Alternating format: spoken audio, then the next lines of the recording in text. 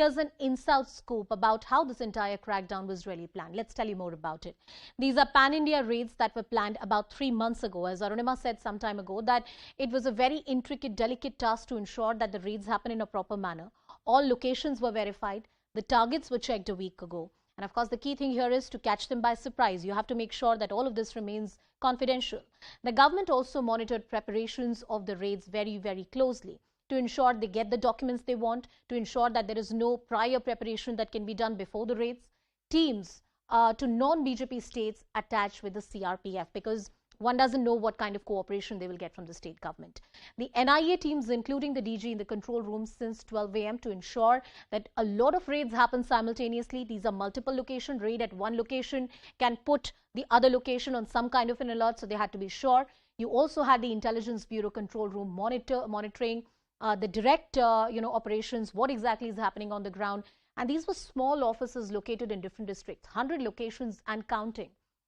NSAG Doval was at the IB control room from 1 a.m. He was also carefully looking at this. And from the internal security point of view, as Anand and Arunima were pointing out, this is a mega operation that has been conducted. And of course, a thorough investigation needs to follow from here on. I'm cutting across back to Arunima, who continues to be with us on the broadcast. Purnima Murli is also joining us on the show. First, to you, Arunima. And that's the simple question, I think, on the mind of everyone who's watching the story. Is the stage set for the Union Home Ministry to finally ban the PFI? This question has been put to Union Home Minister Amit Shah specifically and to the top leadership of MHA time and again, because there was enough evidence against PFI earlier also. National Investigation Agency has been on track of PFI for almost a decade now, if not more. Since 2008, 2009, they have been tracking PFI activities. Dossier after dossier has come to MHA, yet the decision to not ban them so far has been taken. And the logic for that was that we tried it for Simi, we banned them and they came back as Indian Mujahideen. If we ban PFI today, where is the guarantee that they will not just change their name and come back in another avatar? And if they do that, what purpose does it solve?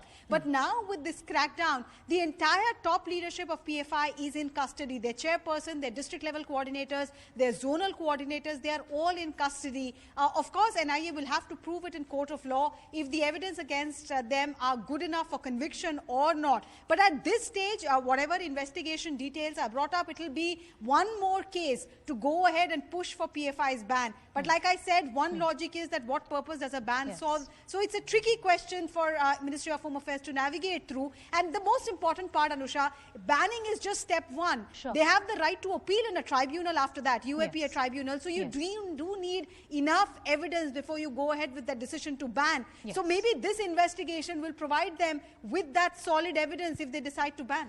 The conundrum, to ban or to not to ban, and the different nuances of it that Arunima is presenting. Ashish, Mahershi, Purnima Murli and Ritu are also joining us on the broadcast. Purnima, next to you. In the state of Tamil Nadu, which are the different locations where raids have been conducted? Any indications that you've picked up from your sources, information about what kind of recoveries have been made?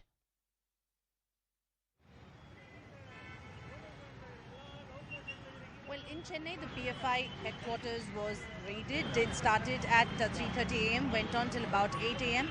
All the documents that were there inside the premises, inside the headquarters of the Chennai office, all of them were taken by the NIA officials as per sources. And they also say that overall there were 10 locations that were raided, panning across at least 4 districts, including Kadalur, Theni. And sources from the NIA team say that they have detained at least 10 people.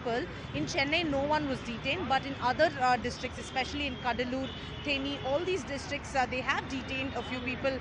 10 is the estimate that we are hearing from the NIA sources, and they say that the investigation will continue, but documents seized from the raids that were conducted across Tamil Nadu is what we are picking up at this point in time. All right, Purnima Murli getting us the sense about when the headquarters of the PFI were raided in Chennai, what exactly transpired, and all the recoveries that have been made are going to be very, very critical moving forward for the investigation.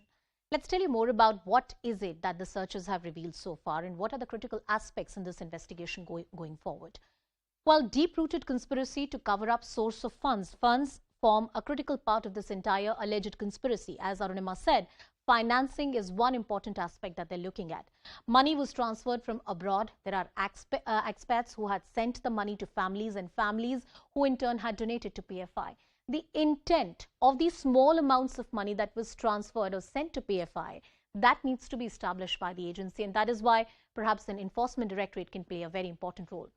There are donation slips of about 5 rupees. Now, this is one trick in the book that a lot of organizations use to keep the amounts very, very small, and it becomes very difficult to track down where the money has really come from. The crowdfunding paperwork kept ready at PFI offices. So they had the paperwork in place, subject to verification.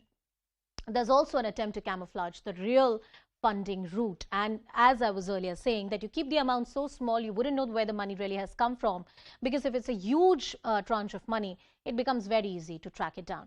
Ashish Mehershi is also with us on the broadcast. Ashish, talking to you about the financing aspect of the PFI and how they were actually getting money.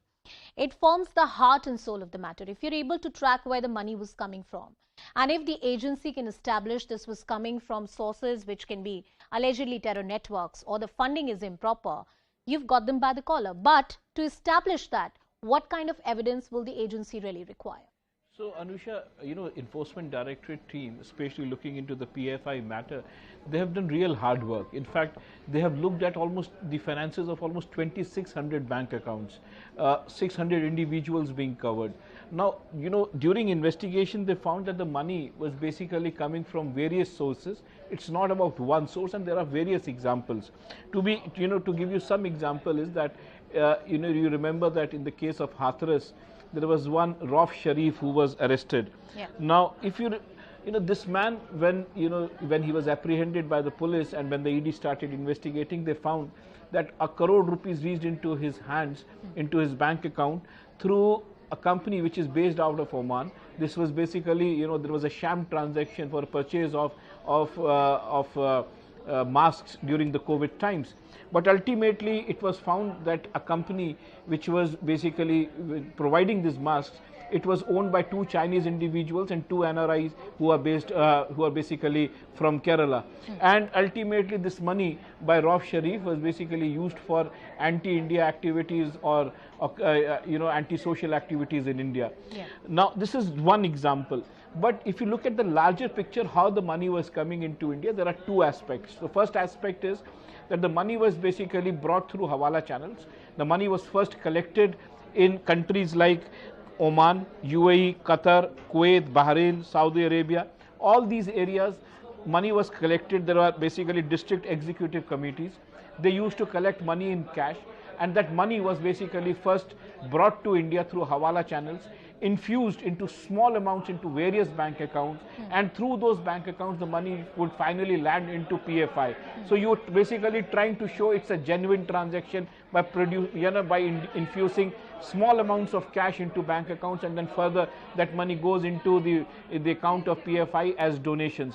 Now, if you look at the other way, the other way was basically that the money was brought into India as been shown as, it was camouflaged as genuine transactions because it came in as remittances, it came in as business transactions. But ultimately these transactions, or you can say remittances, they turned out to be fake. There was no proper business that was happening. And finally that money went into the bank account of PFI as donations. So in totality till date, 23 bank accounts of PFI and around 10 bank accounts of rehab have been attached by Enforcement Directorate. And more importantly, if you go through these transactions, it has been found that 120 crore rupees came into these bank accounts over a period of time. As you get us all those details, there's also some breaking news coming in. Let's go to that.